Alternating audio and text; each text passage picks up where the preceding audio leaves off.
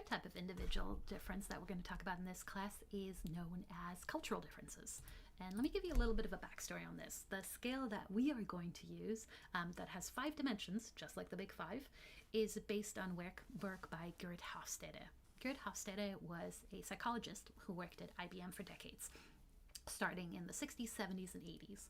And what he was tasked with was trying to figure out how to better get that workforce, which spanned 100,000 employees around the world, to work together. Because IBM was noticing that there was some real tension or some real problems when people would move from one country to another, or when people from the head office were trying to communicate with locations on other continents. And so it was Hofstede's jobs to try to figure out, well, how do we classify different cultures? How can we classify some of these issues in communication? And he came up with 5 dimensions. The first dimension that he came up with is known as power distance. What he found is that you can take any culture around the world and they score somewhere from 0 to 100 on power distance, on how much is there a distance between different levels in the hierarchy. So countries that have a caste system tend to have very high power distance.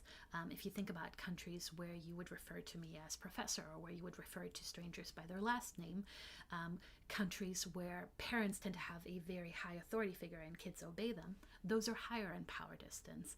Countries where people refer to each other by their first name tend to have much flatter power distance. So one way that we can think about different countries or cultures is along this dimension of power distance.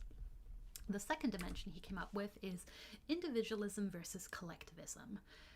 Individualistic cultures tend to focus on the individual. They tend to focus on the I. So when I'm talking about things, I think about myself, I think about my goals, I think of myself as an individual unit. In collectivist cultures, people tend to think of a we.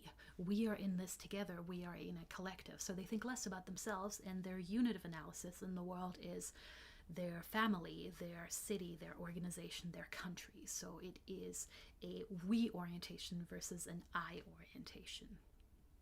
The third dimension is masculinity versus femininity. Do I love this label? No. Remember that this was made up in the 60s and 70s. And so we're just going to have to go with it, but hopefully at some point this may be changed.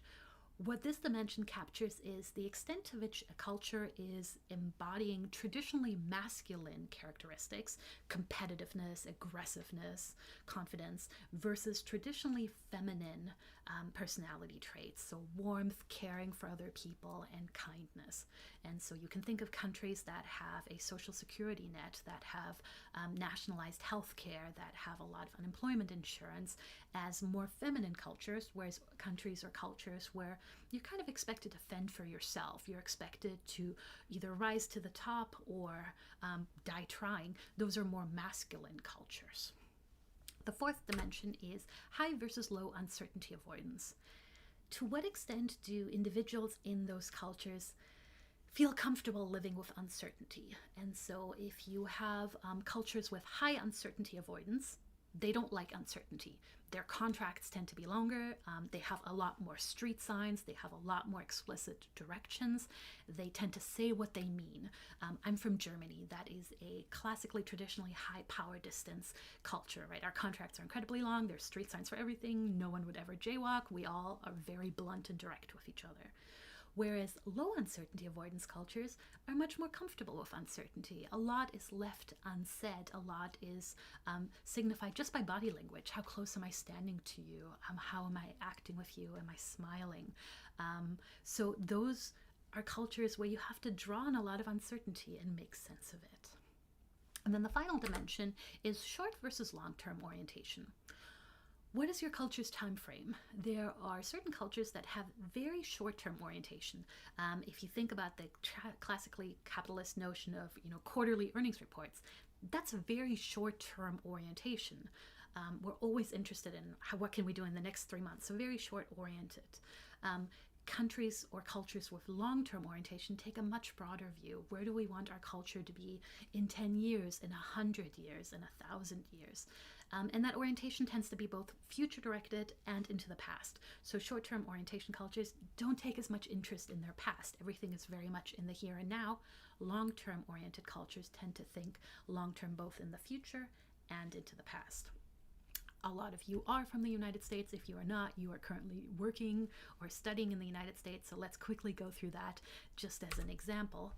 In the United States, we tend to be slightly below average in terms of power distance. So there is some power distance, but we tend to be on the lower side. We tend to call each other by our first name, be more casual about that.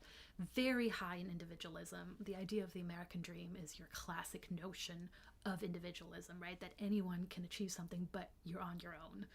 Related to that, we also tend to be above average in masculinity. So we are a culture that has a lot of competitiveness, often aggressiveness. People often are concerned with the fact that we don't have much of a social safety net. You've seen a lot of that now during COVID with the fight over whether or not to extend unemployment insurance. Almost average when it comes to uncertainty avoidance, so we fall square in the middle between most countries and cultures when it comes to uncertainty avoidance, neither too high nor too low, and then a very short-term orientation. So very much this idea of what can I accomplish right now, not too much thought about the distant future or the distant past, which is not surprising for a fairly new country.